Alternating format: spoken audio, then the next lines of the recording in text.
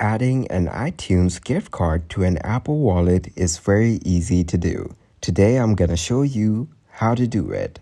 Open the App Store or iTunes Store on your iPhone or iPad. Now tap on your profile icon in the upper right corner of the screen. This will take you to your account page. Now look for an option that says Redeem Gift Card or Code or something similar.